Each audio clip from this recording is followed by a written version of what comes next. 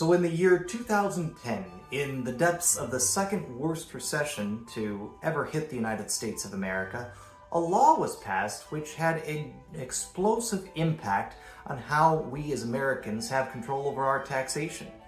But let's rewind just a little bit, because in the year 2006, another law was passed which created a tax savings vehicle in disguise, it's not usually called that, that when taken in combination with that second law passed in 2010, made for a huge opportunity which I rarely see people taking advantage of. And that's what I wanted to talk about in today's video.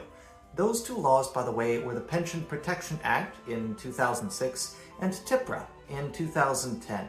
And what they created were the Donor Advised Fund, that's the tax savings vehicle I mentioned, in 2006, and the Roth Conversion in 2010. And today we're going to talk about how those two work together in one of my favorite combined tax savings and charitable giving strategies. So, welcome to the Financial Prof series. I'm John Norberg. Let's dig in. So the Donor Advised Fund and the Roth Conversion, how do they work well together? And what might it actually look like for you?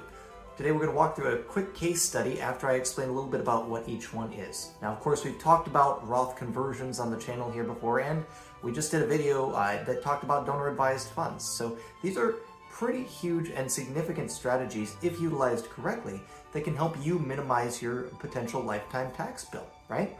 So the Donor Advised Fund, just as a quick refresher, what is it? It is a vehicle, a fund, if you will, to which you can donate, whether it be cash, highly appreciated stock, bonds, pretty much anything more or less that any kind of stock account could hold, you can put into a donor advised fund, right?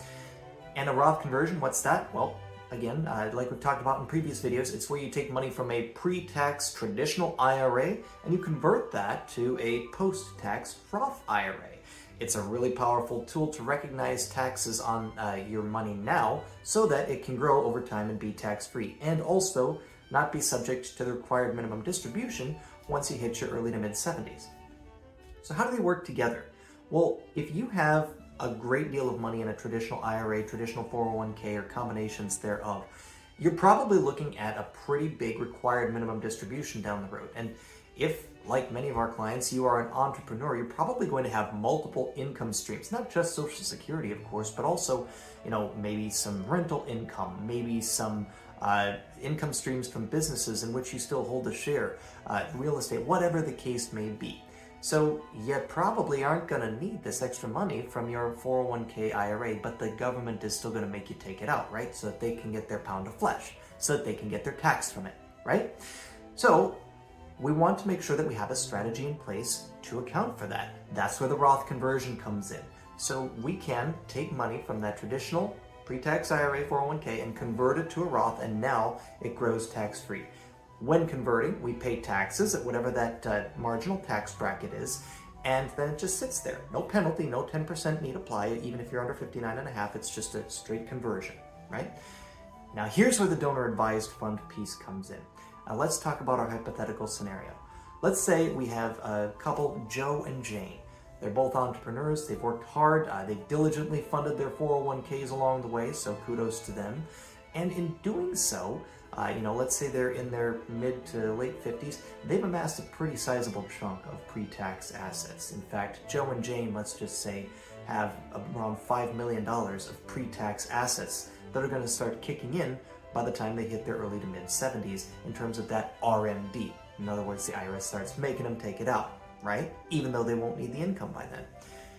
And while their business is still humming along, they are making, let's just say, $500,000 in income in the current tax year and projected to be around the same in future tax years. If they converted, let's just say, a nice, simple $100,000 bite-sized piece of that big pre-tax $5 million we're talking about, they would boost their income substantially, right? Because on $500,000 worth of income, you're making a total of, 500K, that'd be $106,029 in federal tax. You'd be in the 32% tax bracket. But let's say we were able to bring ourselves down by $100,000 and by doing so also drop a tax bracket Okay. To do so, we would utilize the donor-advised fund and donate $100,000 to that fund, which can then pay out over the course of many future years at your direction, at your suggestion, to the charities of your choice. That's what a donor-advised fund does, right? And you can also donate any kind of stock or cash or CDs, highly appreciated positions that you have on hand, which could present even further tax savings, right? So in this case, let's say we're making $500,000, but then we make a $100,000 donation of, say, some appreciated stock to that donor-advised fund. Now, for tax purposes, we're making, let's see here, about approximately $400,000 would give us $75,077 in federal tax, right? So significantly less than we were looking at before, which then, in theory, gives us room to make that $100,000 donation. So if we were expecting to pay that $106K in federal tax, but we were able to bring our bracket down by $100K, we can fill that back up with the Roth conversion. We're still paying the same amount of tax thanks to that donor-advised fund donation that we made, and at the same time, we're now putting $100K into a tax-free account. In other words, once it's in that Roth, it grows tax-free over however many years until you decide to take it out. And guess what? If you don't decide to take it out, it goes to your heirs on a tax-free basis. And they can take it out without having to pay a dime of tax on it. And they can leave it in there for a significant period of time. And it can continue to grow tax-free in that timeline. So this is how a donor-advised fund donation in conjunction with a Roth conversion could work to help not only lower your overall tax bill, but also significantly increase your lifetime tax-free income potential as well, thanks to that Roth conversion.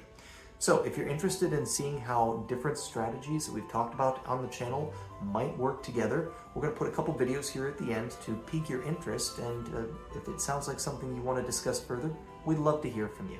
And in the meantime, I'll see you out there.